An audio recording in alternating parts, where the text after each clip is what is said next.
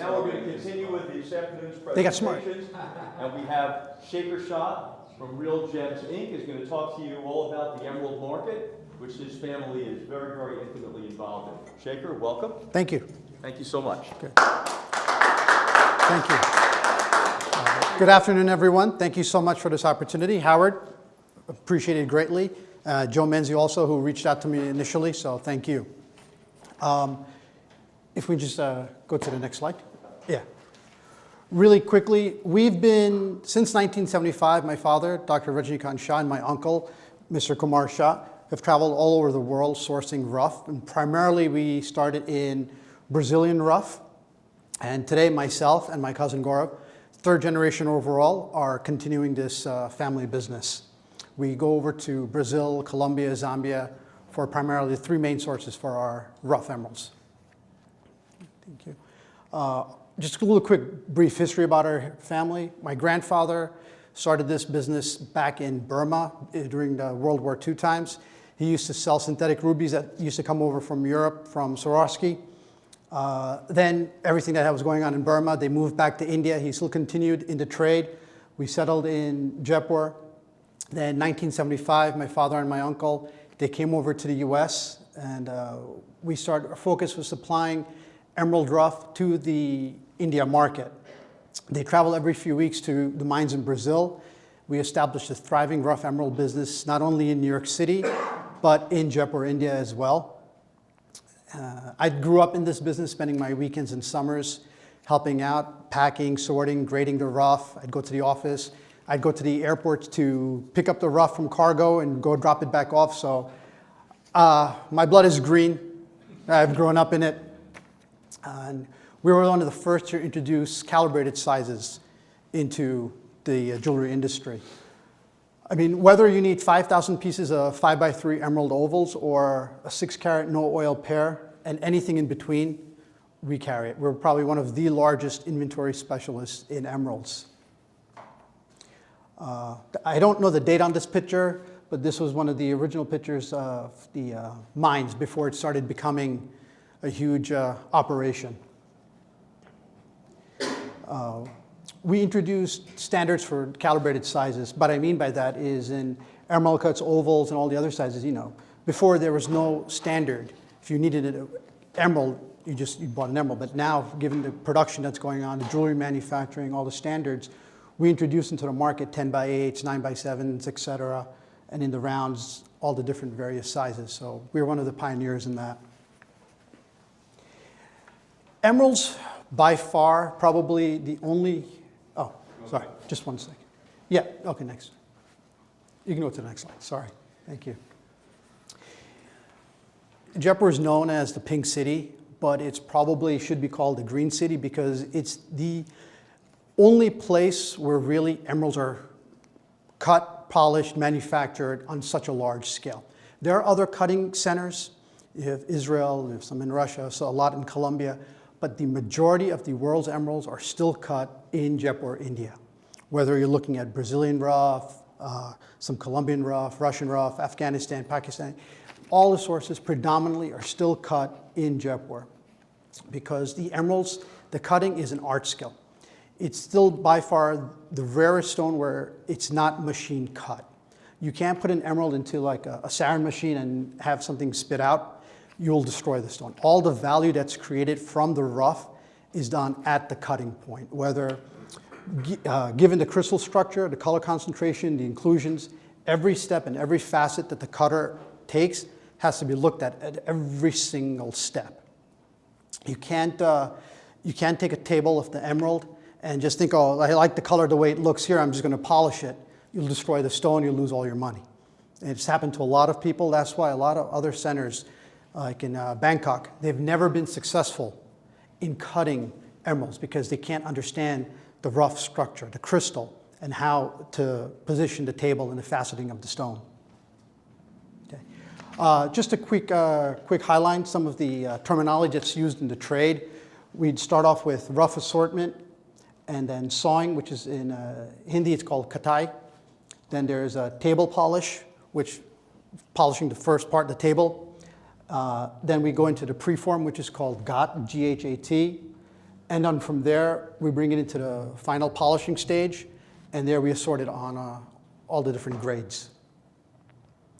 Just a couple of pictures of rough assortment. These are Gemfields rough. That's originally this piece was a 50 carat rough piece that we cut it in half. This rough piece is about 25 to 26 carats. It's been what we call in the preform stage. It was sawed in half, then preformed, and so you can tell that this would become the table over here, and the culet in the back was going to be, well, it passed already, but it was on the other side. So every step has to be looked at.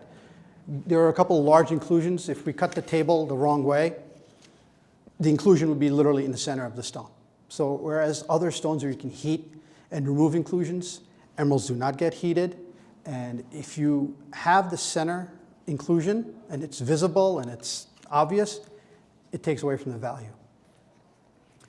That's one of our cutters who just passed away last year in New York, Rocha, very well known in the trade. He's polishing that stone. It's very important single stones. During the manufacturing process, we leave as preforms in India, and we actually do the final polishing here in New York. So we can actually monitor the steps and make sure the piece comes out and maximizes the yield on the stone. Go to the next slide. That's a piece. It's just under 13 carats. I mean, under 14 carats, it's 13 something.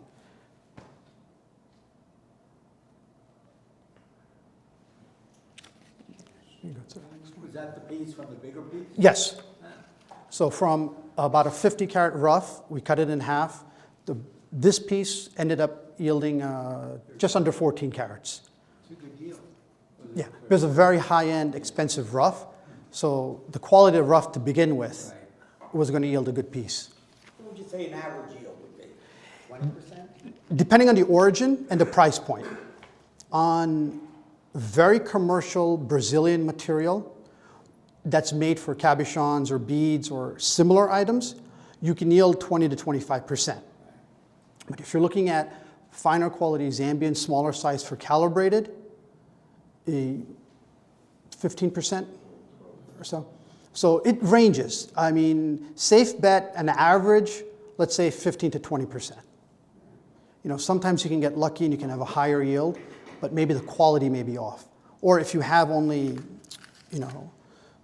300-400 carats of rough, the yield from might be much higher because the rough itself has already been pre-graded to a much finer assortment. So you don't have a lot of cutting, a lot of polishing, everything to do. And the crystal itself may yield to a higher yield.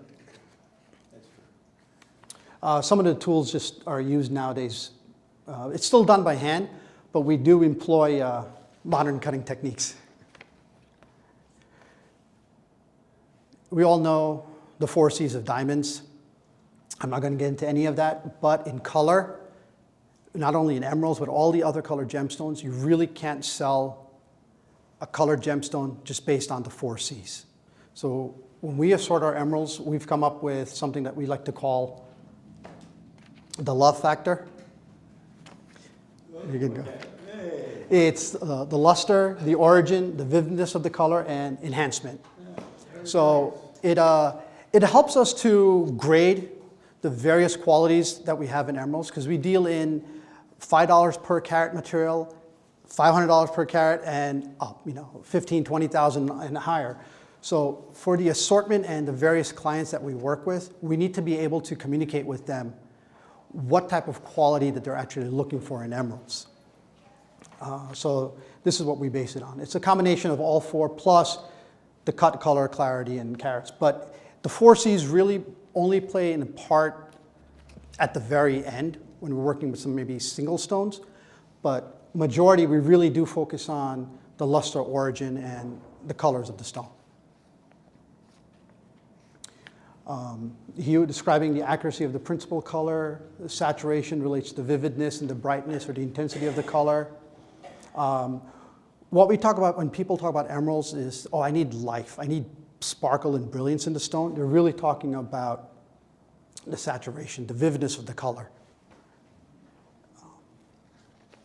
Some other terminology that's used in the trade when you're looking for emeralds, how it translates from India to New York. You know, if people are looking for a stone that's medium green color, when in India they call it GAD, G-A-D. It's like 60% color, 40% luster. If they're looking for a really, really dark green color, what we call is VD, very dark.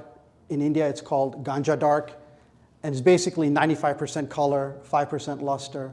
And if you go up to the opposite end of the spectrum, looking for 95% luster, very light color. So when people call us, you know, oh, we have a call for a 3-carat stone, I need a nice color. But that's not all. You know, you have to ask them so many different questions. Are you looking for a crystal type of stone? Are you looking for color? How much saturation of the color do you need? How much brilliance do you need?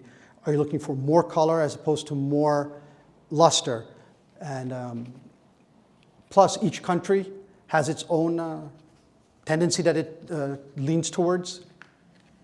In the US, we find that it's more of the medium green, medium luster shade. They're pretty much even. They're looking for something that's 50-50. This is the kind of color that we find really popular in the US for us. It's a very pleasant green, not over color, not too light. In the Middle East and India, they really prefer the very darker color. Maybe it's because of the amount of sun, the sunlight, the outdoors, where they look at the stones and how they're wearing the stones. But in the US, we have a hard time with these colors in the better quality. In the commercial range, it's different. That's just an example of the color that's really popular in India and the Middle East.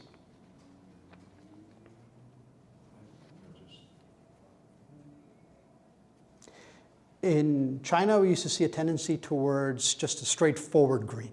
Not a lot of modifiers. They wanted just a pure, vivid green color. A color like that, so.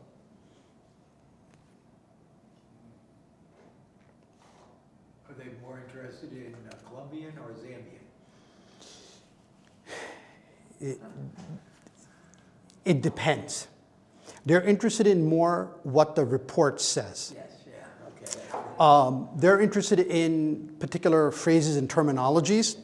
If the report says Muzo green, for example, I'll get to that point in just a little bit, they'll buy that stone, regardless of the origin. Okay, that's very important.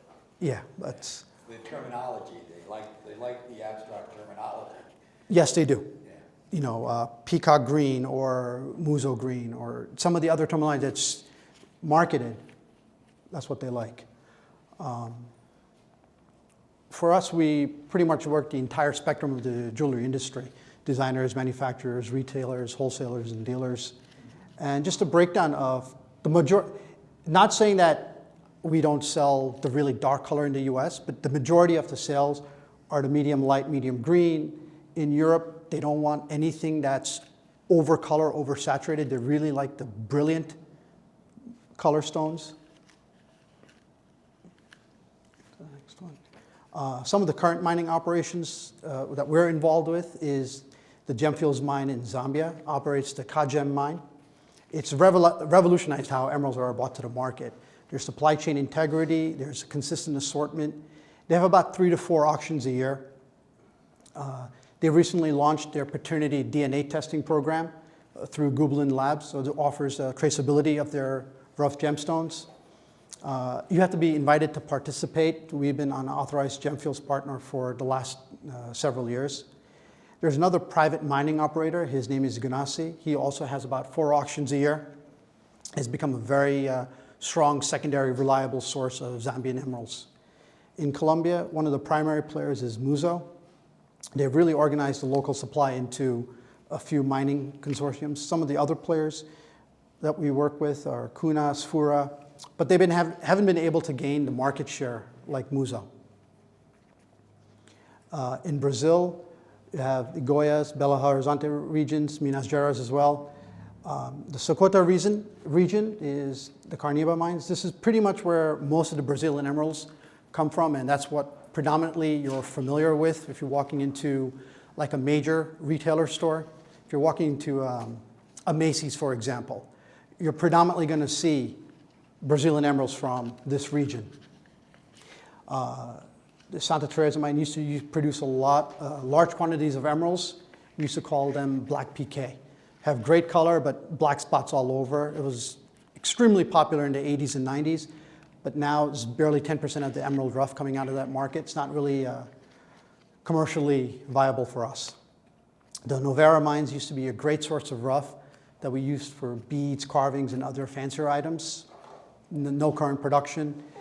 Similarly, with the Belmont mine, his rough material is very famous for fancier items like diamond cuts, princess cut squares, and due to the small size of the rough crystal. We have the Itabera mines. There's no significant production coming out anymore, and the Pitera mine is closed. Afghanistan, we have Panjshir. Pakistan, we have the Swat Valley. There's Ethiopia. They're all small yields, difficult to bring to the market, and it's suitable for smaller mining operations. But if you're participating in some of these larger auctions, or if you have factories and you're supplying on a larger scale, there's not enough consistent supply coming out from these, so it may not be as commercially viable. Just a breakdown of the type of quality that comes out from some of these different mines. Each one does yield different qualities, but that's good. Some of the terminology that you hear, it may not be as applicable anymore. Old mine refers to the color that was found in the Swat Valley emeralds.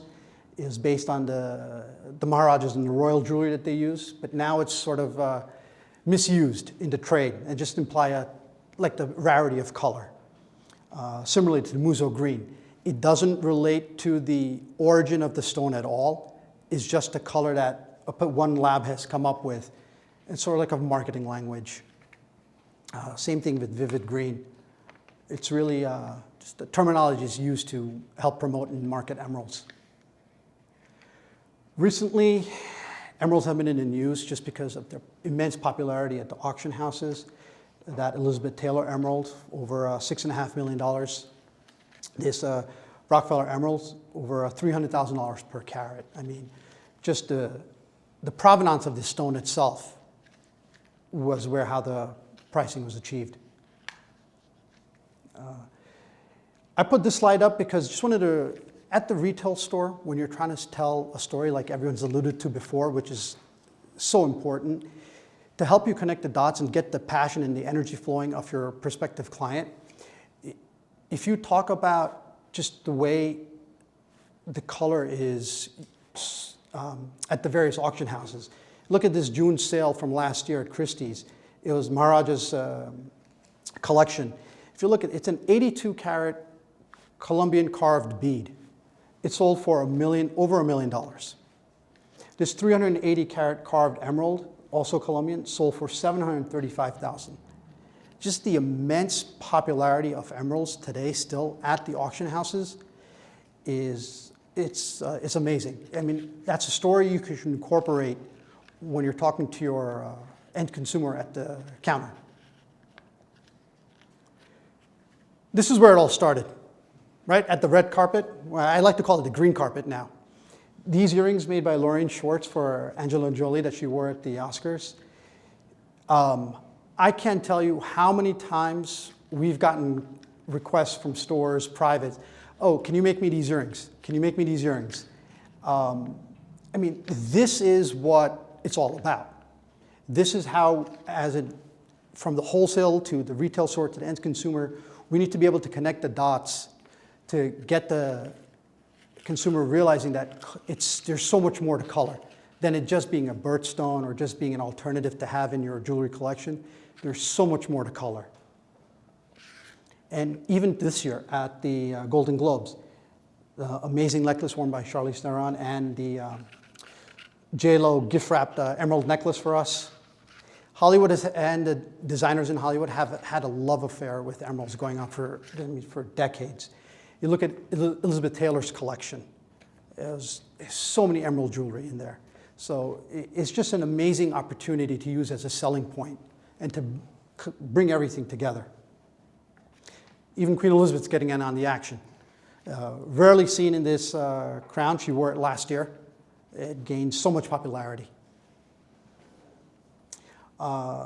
Just about the company again, we're part of all these different organizations, just to let you know that when you're part of this industry at large, you may get lost.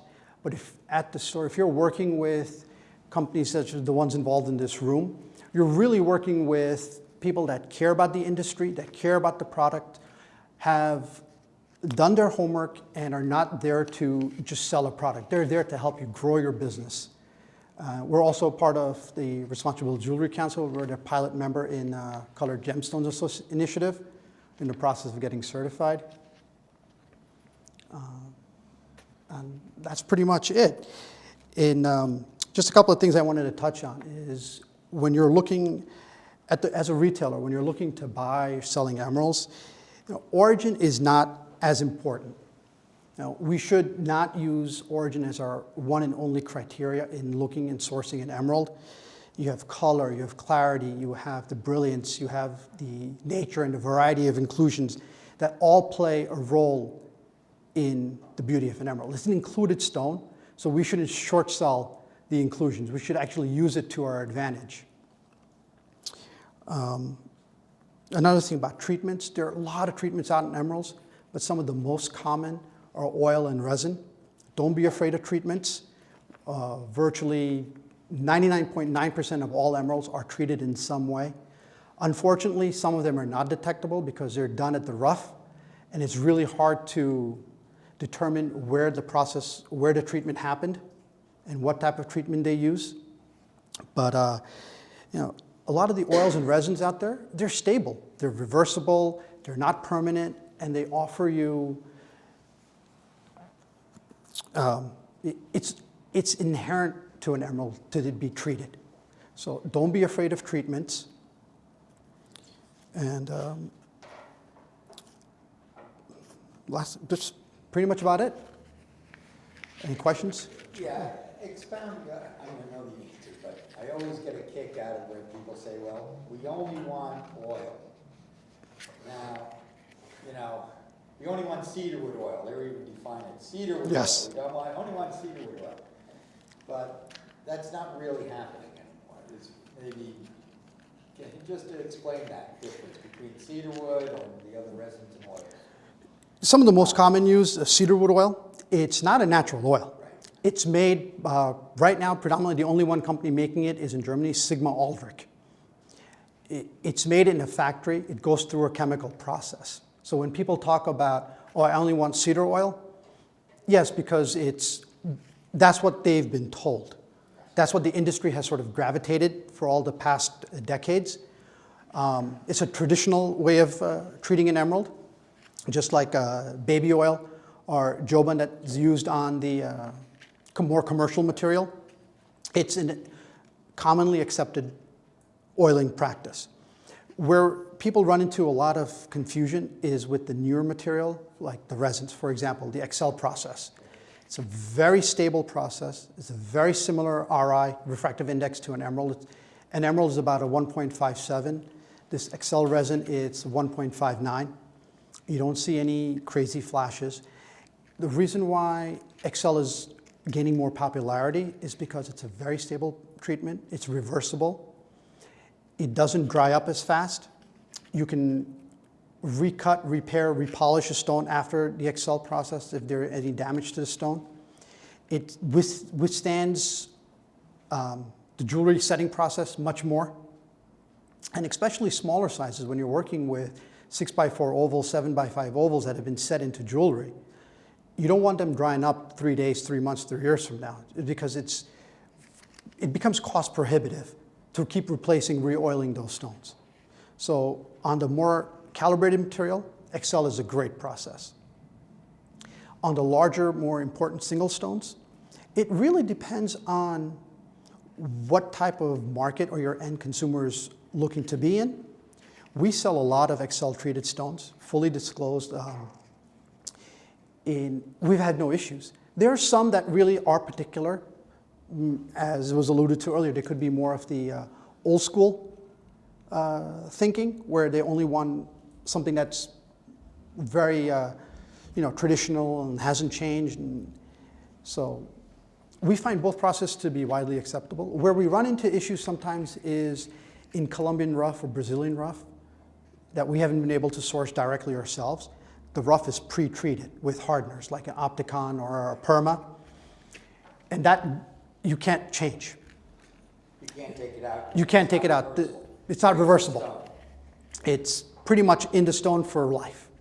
If you try to treat it, try to take it out, you run into chances of the stone completely just crumbling apart.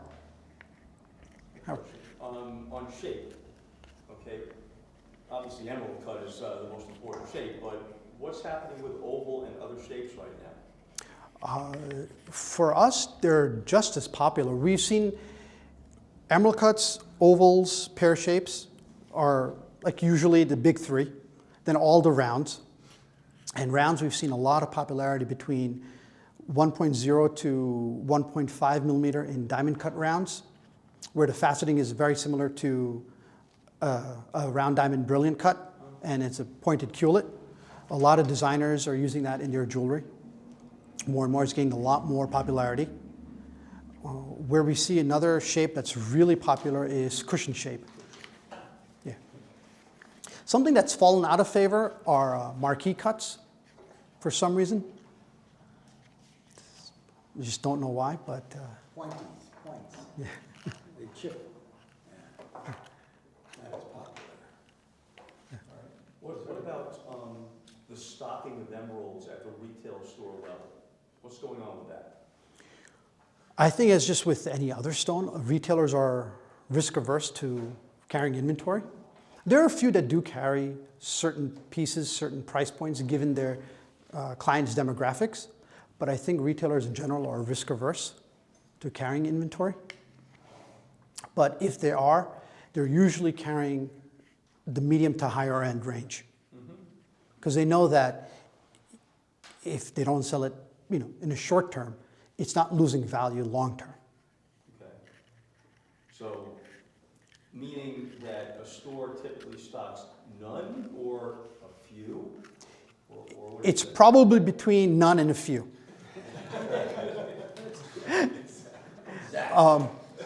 And I think that's just the nature of the industry. It's the nature of all color.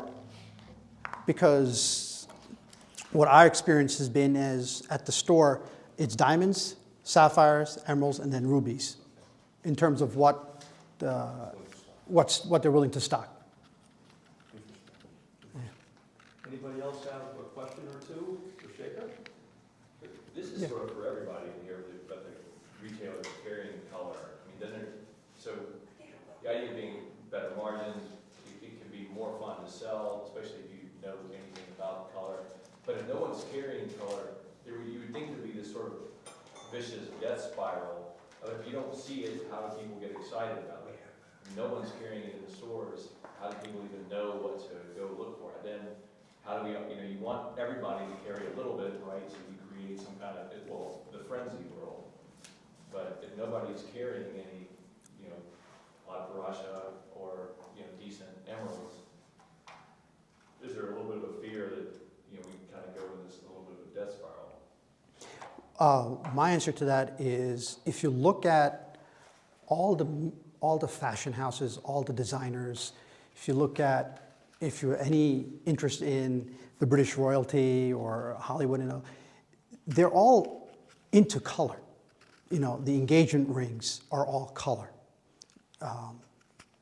The fashion world thrives on color. So if there's an opportunity for us to collaborate and come up with a way to show the retailer, look, color is everything. If you open up any magazine, if you open up any fashion book, no one's talking about a GH SI1. All right, they're all talking about color. Pantone color of the year. What color dress did X, Y, and Z wear on the red carpet? They're all talking about color. So there is a story that has to be created, both organic and inorganic, that needs to be created from the mind, from us to the retailer, that everybody's on the same page saying, hey, color is important. I may not need to stock as much color as I should, But if I'm open to selling color, if I'm open to learning about all the various colors out there, not only emeralds, but everything else. I mean, you hear about spinel today so much. You hear about all the aquas, the Paribas. I mean, if you just do a little bit of homework at the retail level and understand that there's so much color out there, just beyond birchstone, beyond, walking into a brick and mortar and pulling up a $99 pair of birchstone earrings, there is so much color out there. And for life events, for special occasions, for self-purchase, we shouldn't shortchange color.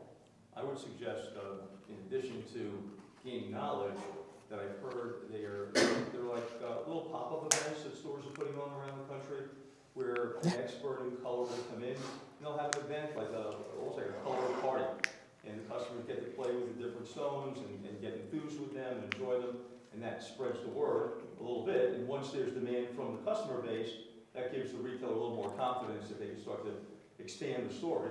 But I think that I've heard that those have been successful. Yeah, we've been very successful with those, especially after the people have gone on a trip to some part, whether it's Tanzania, Kenya, or to Brazil, or to Bogota, Colombia, and then we tell the jeweler what wholesalers like Real Gems or any of the other companies here that are good in that product, and they set up these themed trunk shows. We give a Brazilian party like a Mardi Gras. Everybody gets dressed up in the store and everything. We have Brazilian food, and they show pictures from Belo Horizonte all the way through through Brazil. So you have to make it fun and interesting, I think. We also got to keep in mind that in a store, bear me out if I'm wrong, but in a store, you've got a lot of jewelry that has colored gemstones in it already. I'm sure you stock plenty of colored gemstones. There are a lot of diamond pieces also. And probably the jeweler doesn't stock an unusually large number of loose diamonds, probably in line with how many loose diamonds they need, to deal with the customer. So maybe the success level for the diamonds and the jewelry is already inbred in the store. Yes. We're talking about how much more loose business has to be discussed, and that might not be the most material factor in selling color. It's what came first, the chicken or the egg? Do you stock more color so you can sell more color, or do you try selling more color first before you stock more color? It depends on your demographics and how you want to tell the story, how you want to market, how you want to create your product and your store image. Yeah. But color is an amazing product to sell, to carry. I also think that if you're buying some color, if I were a retailer, I would pick whatever stones and color I like, and I would figure out, let's say, a standard most asked for size. Yeah. I would wait until the stone that I fall in love with comes along, because it's your passion that makes you buy that stone, and your passion is what you can communicate to that consumer. And that will then spread over to the truck shows and stuff. But I'll tell you, every dealer in here, you own inventory. You bought it because you're passionate about it. You don't call other inventory in and say, I'm more passionate about what I don't own. You're more passionate about what you do own because you fell in love with that stone. So if you have some of those, you'll be able to communicate your passion. And I think that's what consumers are looking for right now, especially with the web out there that they can just go buy. Here you say, I love this stone. It was so cool. It was so great. I had to buy it. Now, if you need a bigger one, I'll get you a bigger one. If you need a smaller one, I'll get you a smaller one. But this one just spoke to me. If you have that passion, I think it makes a difference. So. Do you have any more questions for SHEKHAR? Thanks so much. Thank you.